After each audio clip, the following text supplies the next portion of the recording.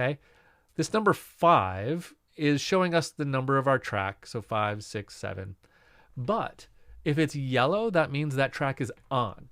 It's active. We call this, the Ableton's fancy term for this is the track activator. I kind of hate that term, but whatever. It's the track activator.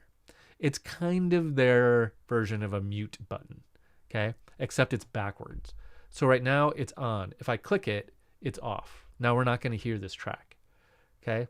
So the track is active or not active, okay? So you can see these ones up here, like this one, track 4, I've turned off. And the reason I did that, probably because I was doing something on it that I didn't like, and I just turned it off, and then eventually probably deleted it. Okay, here we have solo. That means turn everything off except for this track. So we're going to hear only this track. And then here we have arm to record. So this works a little bit different whether you're in an audio track or a MIDI track. But in a MIDI track, it basically means listen to MIDI devices. So I could play any MIDI device and we'll hear it, this track. And if I hit the main record button up here, it's going to record onto this track. Okay? In an audio track, like this one, if I hit record, this is going to arm this to record audio, sound. So I hit this to tell it I want to record onto that track, and then I hit this button to start recording. We'll spend more time, a lot more time, on how to record with Live in a little bit.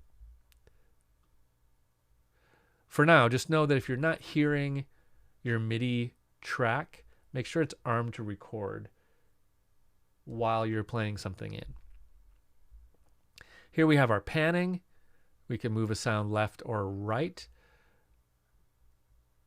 Now, if you're not familiar with panning, basically, if I go all the way left, you're going to hear this in your left speaker. If you're wearing headphones, you're only going to hear this in the left side.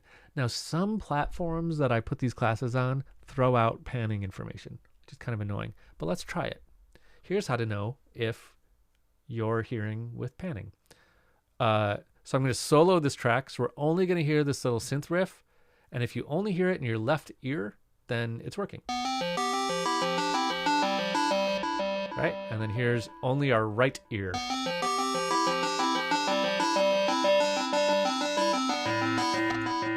Cool. And then I'm going to put it back. C means center. We're hearing it equally in both ears. This ominous negative infinity is our sends.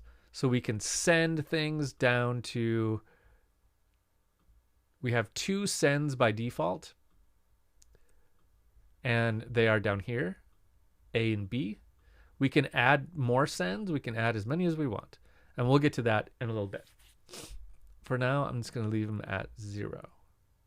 Okay, so that's the main setup of our kind of our mini mixer in arrangement view. If we want to get a full mixer in arrangement view, we can easily do that by clicking this button down here. Okay, this is going to, and then I'm just going to make it nice and big. Whoops. This is going to pull up our full mixer. And now this is the same one we see in session view. So let's go to session view and talk about the layout of that.